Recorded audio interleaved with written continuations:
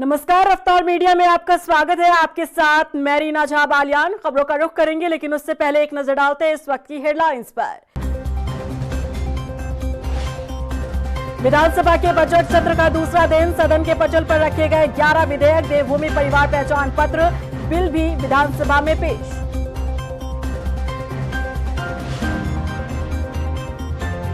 Budget सत्र के दौरान कांग्रेस विधायकों का हंगामा। सदन के बाहर सीढ़ियों पर बैठे तो सदन के भीतर वेल में भी जताया विरोध। कई बार स्थगित हुई सदन की कार्यवाही।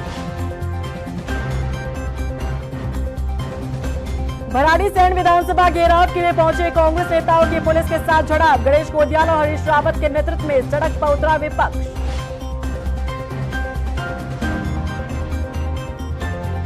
और एलपीजी सिलेंडर की बढ़ती कीमतों और कालाबाजारी की शिकायतों पर प्रशासन सतर्क। गैस एजेंसियों के वितरण व्यवस्था की होगी निगरानी।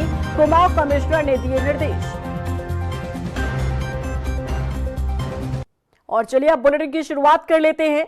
बजट सत्र के दूसरे दिन सदन के पटल पर यूसीसी में संशोधन सहित कई विधेयक आए, जिसमें सबसे ज्यादा चर्चा हुई देवभूमि परिवार पहचान पत्र योजना की। जानकारी के मुताबिक देवभूमि परिवार पहचान पत्र योजना के जरिए सरकार प्रत्येक परिवार का एक डिजिटल डेटाबेस तैयार करेगी, जिसमें हर परिवार की एक यूनिक आईडी बनेगी।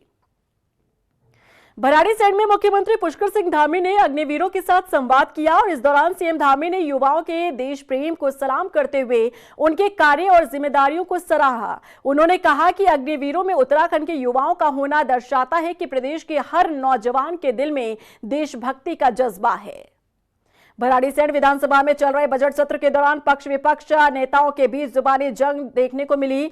सदन में राज्यपाल के अभिभाषण के दौरान कांग्रेस विधायकों द्वारा लगाए गए गो बैक के नारों पर कैबिनेट मंत्री सौरभ बोगड़ा ने तीखा हमला बोला। मंत्री सौरभ बोगड़ा ने विपक्ष के रवैये पर सवाल उठाते हुए कहा कि पिछले 2 दिनों में जिस तरह से राज्यपाल के अभिभाषण के दौरान नारेबाजी की गई वो बेहद दुर्भाग्यपूर्ण है। उन्होंने कहा कि संवैधानिक पद पर बैठे व्यक्ति पर आरोप लगाना लोकतांत्रिक परंपराओं के खिलाफ है। ये स्पष्ट रूप से कहना है कि विपक्ष 2027 की तैयारी कर रहा है। उसको पता है कि उसको सदन से बाहर आना है 27 में जनता इनको फिर से नकारेगी, तो अभी से प्रैक्टिस शुरू हो गई है।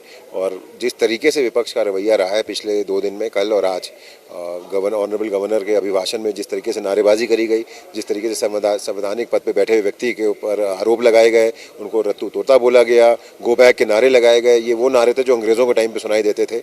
बहुत ही दुखद है। और उत्तराखंड की जनता कहीं ना कहीं आज इनका असली चेहरा देख चुकी है। जिन लोगों ने इनको चुन के भेजा है सदन के अंदर जनता की आवाज़ बुलंद करने के लिए, विकास के मुद्दों पर चर्चा करने के लिए, ज्वलन मुद्दों का समाधान ढूंढने के लिए, ये उन जनता के साथ भी फरेब कर रहे हैं जिन्होंने इनको चुन के भेजा। मुझे पूर्ण विश्वास है जब 27 का चुनाव आएगा तो ये आज सदन के बाहर जो है ये परमानेंट सदन के बाहर रहेंगे। कांग्रेस विधायक काजी निजामुद्दीन ने आर्थिक सर्वेक्षण 2024 से 25 और नमामि गंगे परियोजना से जुड़ी कैग रिपोर्ट के आंकड़ों का हवाला देते हुए प्रदेश सरकार को घेरा है। विधायक काजी निजामुद्दीन ने आरोप लगाया कि सरकार ने आर्थिक आंकड़ों के जरिए लोगों को गुमराह करने का काम किया है। उन्होंने और क्या कुछ कहा, सुनिए। हमारे संवाददाता के साथ अशोक कुमार के साथ जब बातचीत हुई तब उन्होंने क्या कुछ खुलासा किया। खास बातचीत के लिए कांग्रेस विधायक काजी निजामुद्दीन जी इस वक्त हमारे साथ मौजूद है। सीधे चलते हैं, बात करते हैं। सर, मैं देख रहा हूं कि आपके हाथ में कैग की रिपोर्ट भी है और आर्थिक सर्वेक्षण की रिपोर्ट भी है। और अभी आपको मैं सुन भी रहा था, जिस तरीके से आपने कहा कि अभी आपने पूरी रिपोर्ट पढ़ी भी नहीं, लेकिन आंकड़ों को लेकर के सवाल जो खड़े किए वो विस्तार में बताइए। किन आंकड़ों को लेकर अभी तक आपने सवाल खड़े किए? ये नमामि गंगे की कैग रिपोर्ट सदन में पेश की गई, जिस रिपोर्ट को मैंने अभी पूरी तरह आप पढ़ भी नहीं सकते, मैं टेक्निकल भी नहीं हूँ, लेकिन जितना थोड़ी बहुत आदमी कोशिश करेगा पढ़ने की, मैंने इसमें जितना पढ़ने की कोशिश की मैं आपको पढ़कर सुना देता हूँ। गंगा के जीर्णोद्धार के लिए सीवेज सुविधाओं के सुदृढ़ीकरण में राज्य सरकार द्वारा कोई वित्तीय योगदान न किया जाना। क्या ये सरकार सिर्फ हिंदू मुसलमान और मजार तोड़ने के लिए बनाई गई है? और आंकड़ों के बारे में तो आर्थिक सर्वेक्षण को लेकर देहरादून में सरकार ने एक प्रेस कॉन्फ्रेंस करके तमाम वो आंकड़े रखे थे। आपने अभी जब रिपोर्ट पढ़ी है तो उसमें कई सवाल खड़े किए।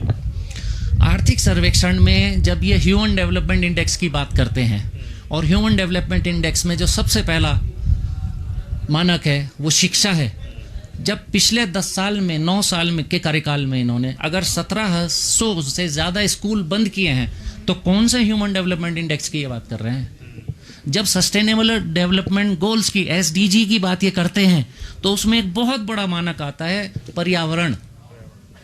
आप लोग देहरादून से हैं ज़्यादातर लोग, जब देहरादून की सांस मान लेना भारी हो जाए, वहाँ का AQI लेवल 300-400 के बीच में आ जाए, तो कौन से SDG की बात कर रहे हैं? तो बिल्कुल देखिए, साफ तौर पर जिस तरीके से विधायक काजी निजामुद्दीन ने अभी जो नमामि गंगे की जो कैग रिपोर्ट थी उसको पढ़ा, उसमें जो तमाम आंकड़े थे उसको लेकर के सवाल खड़े किए, और आर्थिक सर्वेक्षण को लेकर के देहरादून में जो प्रेस कॉन्फ्रेंस की गई सरकार की ओर से उसमें जो आंकड़े पेश किए, और आज जब काजी निजामुद्दीन ने भी उनमें जो आंकड़े की बात कही, साफ तौर पर उन्होंने ये बात कही है कि आंकड़े कहीं से कहीं तक मैच नहीं करते, ये बिल्कुल भी सटीक नहीं बैठते। बराड़ी से वीडियो जर्नलिस्ट अफजाल अहमद के साथ मैं अशोक कुमार, रफ्तार मीडिया।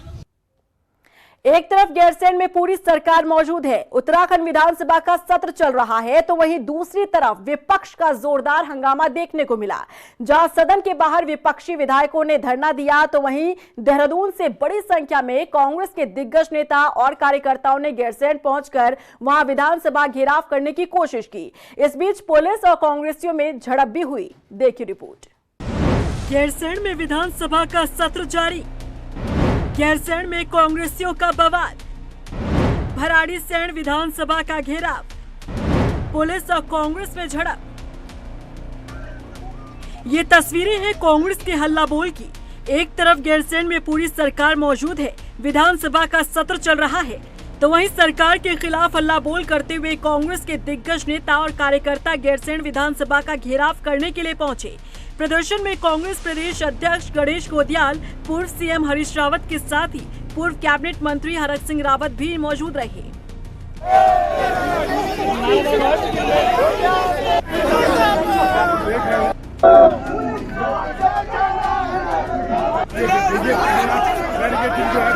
इस दौरान प्रदर्शनकारियों को पुलिस प्रशासन ने दिवाली खाल के पास बैरिकेडिंग लगाकर रोक दिया। इससे नाराज हुए कांग्रेसियों ने सड़क पर बैठकर धरना दिया। प्रदर्शन में शामिल पूर्व CM हरीश रावत ने आरोप लगाया कि बीजेपी सरकार हर मोर्चे पर फेल साबित हुई है। उन्होंने कहा कि जिस तरह से महिला अपराधों में बीजेपी नेताओं का नाम सामने आया है, उससे प्रदेश की छवि धूमिल हुई है। ये सरकार हर मोर्चे पर पूरी तरीके से फेल हो गई है, पूरी तरीके से फेल हो गई है। नौजवानों की आकांक्षा को, उनके रोजगार की आकांक्षा को इसने कुचला है। महिलाओं का अपमान आज हमारा सर झुका रहा है, और भाजपा के लोग जिस तरीके से बलात्कार और दूसरे मामलों में उनके नामजद हो रहे हैं, उससे हम लोग पूरे राज्य की प्रतिष्ठा पर आज पहुंची है। उसके खिलाफ जो नारी अत्याचार है, उसके खिलाफ आवाज बुलंद करने के लिए आए हैं।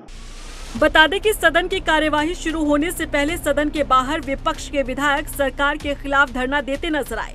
विधानसभा की सीढ़ियों पर बैठकर उन्होंने हाथ में पोस्टर बैनर्स लेते हुए धरना दिया, तो वहीं कांग्रेस के दिग्गज नेता और कार्यकर्ता विधानसभा का घेराव करने की कोशिश करते नजर आए, लेकिन उन्हें पुलिस ने बीच में ही रोक दिया।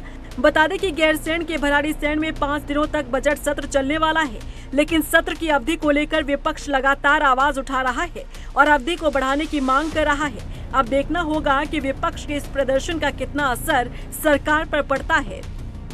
रफ्तार मीडिया के लिए गैरसैंण से अशोक कुमार के साथ देहरादून से ब्यूरो रिपोर्ट। उत्तराखंड में हैट्रिक लगाने के लिए सीएम धामी ने 2027 की फील्डिंग सजा दी है।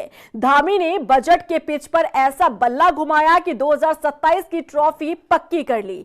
दरअसल बीजेपी हाईकमान ने उत्तराखंड में फिर से कमल खिलाने की जिम्मेदारी सरकार और संगठन दोनों को सौंपी है, और इस जिम्मेदारी को निभाने में धामी सरकार अभी से लग चुकी है। देखिए रिपोर्ट। उत्तराखंड में बजट की कसरत, 2027 में हैट्रिक की हसरत, सीएम धामी ने सजाई 27 की फील्डिंग, बजट के पिच पर घूमा धामी का बल्ला। उत्तराखंड विधानसभा चुनाव के लिए धामी सरकार की कसरत शुरू हो चुकी है। फिर से कमल खिलाने के लिए सरकार और संगठन ने पिच तैयार कर ली है, और इसका उदाहरण रहा धामी सरकार का बजट। सीएम धामी ने बजट के पिच पर अपनी टीम की रणनीति का बल्ला घुमाया। ये पारी केवल आंकड़ों की नहीं थी, बल्कि आने वाले चुनावी मुकाबले को ध्यान में रखते हुए सोच समझकर की गई फील्डिंग है। जैसा कि पहले से अनुमान लगाया जा रहा था कि चुनावी साल का बजट होने के कारण धामी सरकार हर वर्ग पर फोकस कर सकती है। ठीक ऐसा ही बजट जारी किया गया। गढ़वाल और कुमाऊं दोनों मंडलों पर फोकस किया गया। मुख्यमंत्री ने गढ़वाल को लेकर जहां श्री केदार के रूप में 5 प्राथमिकताएं सामने रखी, वहीं कुमाऊं की मानसमाला मंदिर श्रृंखला के प्रतीक मानस को लेकर भी 5 बिंदुओं को शामिल किया गया। बजट का साफ संदेश यही है कि सरकार पूरे उत्तराखंड के व्यापक विकास के लिए बड़ी पारी खेलने की तैयारी कर रही है। करीब 45 पेज के बजट भाषण में भले ही बड़ी घोषणाओं को शामिल नहीं किया गया हो, लेकिन बजट के पिच पर सिंगल डबल लेते हुए पारी को मजबूती से आगे बढ़ाने की कोशिश की गई। सियासी मैदान पर धीरे धीरे अपनी पकड़ मजबूत कर रहे सीएम धामी में एक संतुलित बल्लेबाज के साथ ही कुशल वित्त प्रबंधक की झलक भी देखी गई। बता दें कि बीजेपी हाईकमान ने उत्तराखंड में फिर से कमल खिलाने की जिम्मेदारी सरकार और संगठन दोनों को दी है। ऐसे में प्रदेश के मुखिया धामी की जिम्मेदारी बढ़ गई है। अपने दूसरे कार्यकाल में साल 2022 से धामी द्वारा लाए गए यूसीसी नकल विरोधी कानून, जबरन धर्मांतरण के खिलाफ कानून समेत कई कानूनों को लेकर सराहना मिली है। बता दें कि प्रदेश में सत्ता की चाबी महिलाओं और युवाओं के हाथ में रही है। महिलाओं और जेनजी को बीजेपी अपनी विचारधारा के ज्यादा करीब मानती है। ऐसे में सीएम के संतुलन बजट में सत्ता की इस सुनहरी चाबी के प्रति तरजीह भी साफ नजर आ रही है। सीएम धामी का कहना है कि ये केवल आंकड़ों का बजट नहीं है, बल्कि उत्तराखंड के भविष्य का रोड मैप है। इसमें गरीब, किसान, युवा और महिलाओं के लिए विशेष प्रावधान किए गए हैं। यानी कि 2027 में हैट्रिक लगाने के लिए धामी सरकार ने सियासी पिच पर अभी से ही शॉट लगाना शुरू कर दिया है। रफ्तार मीडिया के लिए देहरादून से ब्यूरो रिपोर्ट। किसी भी राज्य में सरकार बनाने के लिए महिला वोटर्स का बड़ा योगदान रहता है। उत्तराखंड में भी महिला वोटर्स की जागरूकता बीते चुनाव में देखी जा सकती है। यही कारण है कि चुनावी साल में धामी सरकार ने जो बजट पेश किया उसमें आधी आबादी पर फोकस किया गया। महिलाओं को सशक्त करने के लिए सरकार ने क्या कदम उठाया है, देखिए इस रिपोर्ट में। धामी सरकार के बजट में आधी आबादी पर फोकस, महिलाएं होंगी और सशक्त। जेंडर बजट में इस बार 2730 करोड़ की बढ़ोतरी। चुनाव के समय महिला वोटर्स निर्णायक भूमिका अदा करती हैं। उत्तराखंड में महिला वोटर्स की जागरूकता चुनाव दर चुनाव देखने को मिलती रही है। किसी भी सरकार को बनाने और सत्ता की कुर्सी तक बैठाने में महिला वोटर्स बड़ी भूमिका अदा करती रही है। इसी को ध्यान में रखते हुए धामी सरकार ने उत्तराखंड का बजट पेश किया। उत्तराखंड के निर्माण और फिर उसके विकास में महत्वपूर्ण भूमिका निभाने वाली नारी शक्ति को बजट में धामी सरकार ने तोहफा दिया है। जेंडर बजट बढ़ाने की बात हो या फिर ऐसी योजनाएं जो सीधे महिलाओं से जुड़ी है, उनके लिए बजट प्रावधान किए गए। जेंडर बजट में पिछली बार की तुलना में इस बार 2730.7 करोड़ रुपए की बढ़ोतरी की गई है। बता दें कि पिछले साल जेंडर बजट में 16,961.32 करोड़ रुपए का प्रावधान किया गया था, जिसे इस बार बढ़ाकर 19,692.02 करोड़ किया गया। इससे साफ है कि महिलाओं के कल्याण को लेकर उठाए जा रहे कदम अब और तेजी पकड़ेंगे। ईजा बोई शगुन योजना हो या फिर बेटियों को सुरक्षा देने वाला निर्भया फंड, सभी के लिए बजट प्रावधान कर ये भरोसा दिलाया गया कि नारी शक्ति का हित सरकार की प्राथमिकता है। योजनाओं की बात करें तो निर्भया फंड के लिए 112.02 करोड़, मुख्यमंत्री महालक्ष्मी किट योजना के लिए 30 करोड़, मुख्यमंत्री बाल पोषण योजना के लिए 25 करोड़, वात्सल्य योजना के लिए 15 करोड़, मुख्यमंत्री महिला पोषण योजना के लिए 13.44 करोड़, ईजा बोई शगुन योजना के लिए 14.13 करोड़, निराश्रित विधवाओं की पुत्रियों की विवाह के लिए 5 करोड़, मुख्यमंत्री बाल एवं महिला बहुमुखी विकास निधि के लिए 8 करोड़ और आपदा सखी के लिए 2 करोड़। इसके अलावा महिला स्पोर्ट्स कॉलेज चंपावत के निर्माण के लिए 10 करोड़ रुपए और डेयरी क्षेत्र में महिलाओं की भागीदारी बढ़ाने के लिए गंगा गाय महिला डेयरी विकास योजना के लिए बजट में 5 करोड़ आवंटित किया गया, जिससे साफ हो जाता है कि चुनावी साल में धामी सरकार ने आधी आबादी को सशक्त बनाने के लिए पूरा फोकस किया है। रफ्तार मीडिया के लिए देहरादून से ब्यूरो रिपोर्ट। कुमाऊं में एलपीजी सिलेंडर की बढ़ती कीमतों और कालाबाजारी की शिकायतों के बाद प्रशासन सतर्क हो गया है। बता दें कि कुमाऊं कमिश्नर दीपक रावत ने सभी जिलाधिकारियों को गैस एजेंसी के वितरण व्यवस्था पर कड़ी निगरानी रखने के निर्देश दिए। दरअसल ईरान, अमेरिका और इजराइल में जारी जंग के बीच एलपीजी की कीमतों में 60 से 115 रुपए तक की बढ़ोतरी हुई है। ऐसे में कालाबाजारी को रोकने के लिए जिला प्रशासन अलर्ट मोड पर है। और देखिए, आपका कंसर्न सही है और मेनली मुझे लगता है कि जो हमारी कुकिंग गैस है उसमें ऐसा हो सकता है कि कुछ लोग उसको लेके पैनिक करें या फिर ऐसे जो एलिमेंट्स हैं जो इस तरह की कालाबाजारी करते हैं, गैस की होर्डिंग करते हैं, फिर उसको बढ़े हुए रेट्स पे बेचते हैं। तो ऐसी चीज़ें ना हों, इसको लेके मैंने एक तो डीएसओस को, डीएम्स को और विशेषकर केएमबीएन, क्योंकि यहाँ पे सप्लाई देख रही है, उसको डायरेक्शंस दिए हैं कि एक तो जो गोदाम से माल निकलता है उसका मिलान, सेकेंडली जहाँ पे ठेकेदार हैं या अथवा निगम भी खुद कर रहा है उसमें जो रूट है इसका, उन गाड़ियों पे जीपीएस लोकेशन कहाँ पे कितनी देर रुक रही है, यदि कहीं पे ऐसी कोई संभावना बनती है कि सिलेंडर्स डाइवर्ट हो रहे हैं या उससे रिफिलिंग हो रही है, इसको चेक किया जाए। गदरपुर पहुंचे केंद्र सरकार के विभागीय सचिव और सीडीओ ने ब्लॉक में आकांक्षी योजना की समीक्षा की। इस दौरान अधिकारियों ने ग्रामीणों से संवाद भी किया और ग्रामीणों की समस्या को सुना। वहीं इस मौके पर मुख्य विकास अधिकारी देवेश शासनी ने बताया कि क्षेत्र में चल रहे विकास कार्यों की समीक्षा की गई है। साथ ही लोगों की जनकल्याणकारी योजनाओं के बारे में भी बताया गया। कि जैसा कि आप लोग जानते हैं, हमारा जनपद उधम सिंह नगर एक एस्पिरेशनल डिस्ट्रिक्ट है और हमारा गदरपुर एक एस्पिरेशनल ब्लॉक प्रोग्राम है। उसी के अंतर्गत जो कार्य हुए हैं, यहाँ पे भारत सरकार से एक टीम आई है जो उन कार्यों का निरीक्षण कर रही है। तो हम उन लोगों को यहाँ पे जो हमारे ऐसे कुछ गाँव में कार्य हुए हैं, CSR के कार्य हैं, विभाग द्वारा कराए गए कार्य हैं, वो सारी चीज़ें दिखा रहे हैं। और इसके आगे भी जो हमारे आज पूरा दिन कार्यक्रम लाइन अप है, हम देखते हैं कि जो भी हमारी बेस्ट प्रैक्टिसेस हैं वो दिखा सकते हैं। बाकी आगे की जो हमारी रिपोर्ट बनेगी फिर देखते हैं क्या। कुमाऊं कमिश्नर दीपक रावत ने विकास प्राधिकरण के अधिकारियों के साथ बैठक की, जिसमें उन्होंने उधम सिंह नगर में कॉलोनाइजरों से जुड़ी समस्याओं और मिल रही शिकायतों पर चर्चा की। बैठक में कुमाऊं कमिश्नर दीपक रावत ने जरूरी दिशा निर्देश दिए। उन्होंने साफ किया कि यहां पर कॉलोनाइजर को प्लॉटिंग का कार्य तय नियमों के अनुसार ही करना होगा। घरेलू नक्शे भी होते हैं, तो इसमें टाइमली विस्तारण हो रहा है या नहीं हो रहा है। तो इसमें लगभग 132 के आसपास की पेंडेंसी है जो विद इन टाइम है, जो आप लोग कर लेंगे। दूसरा मेरा ये भी इसमें देखना था कि जो पुराने चालान हो जाते हैं, जिसमें कि एक तरह से आप कहेंगे कि जो प्राधिकरण है उसका रेवेन्यू इन्वॉल्व है, रेवेन्यू फंसा हुआ है, उनको आप डिस्पोजल करेंगे तभी वो आय आपको मिलेगी। तो उसके डिस्पोजल की स्थिति को देखा गया और डिस्पोजल इसमें अच्छा है। इनफैक्ट जो पुराने 3-4 वर्षों का डेटा मैं देख रहा था, इसमें इम्प्रूवमेंट हो रहा है। थर्डली, जो डेवलपमेंट वर्क्स हम लोग कर रहे हैं उनकी फिजिकल प्रोग्रेस क्या है, नए काम हम कौन से ले सकते हैं। तो जो नए कामों में एक तो हमारा जो इकोनॉमिकली वीकर सेक्शन के लिए अभी ग्रुप हाउसिंग की निर्माणाधीन योजना है, लगभग पूरी हो चुकी है। उसमें लगभग अब 200 ही फ्लैट ऐसे हैं जो आवंटन हेतु शेष हैं। तो आपके माध्यम से भी मेरा अनुरोध है कि ये बहुत अच्छी फैसिलिटी है।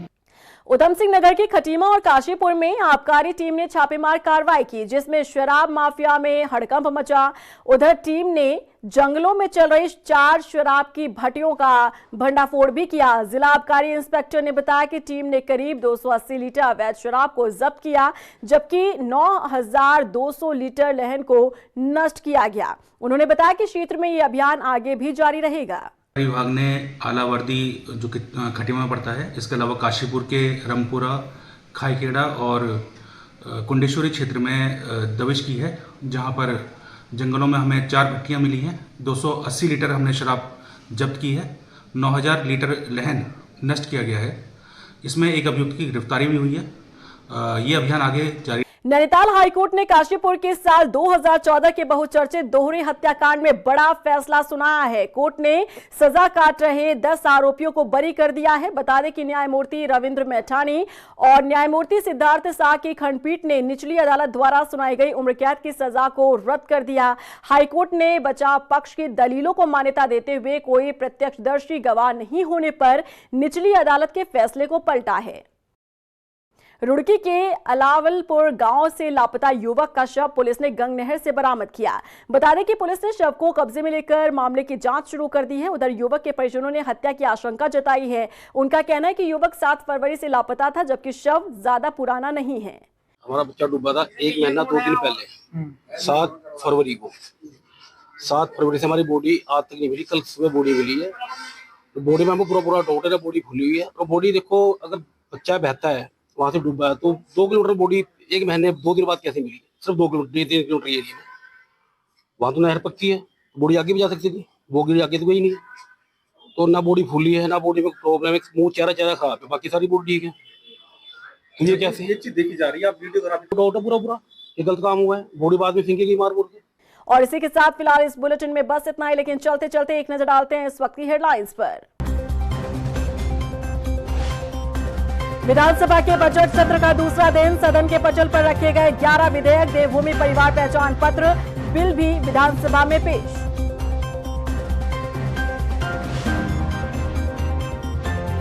बजट सत्र के दौरान कांग्रेस विधायकों का हंगामा, सदन के बाहर सीढ़ियों पर बैठे तो सदन के भीतर वेल में भी जताया विरोध, कई बार स्थगित हुई सदन की कार्यवाही। भराड़ीसैंण विधानसभा घेराव के लिए पहुंचे कांग्रेस नेताओं की पुलिस के साथ झड़प, गणेश कोडियाल और हरीश रावत के नेतृत्व में सड़क पर उतरा विपक्ष।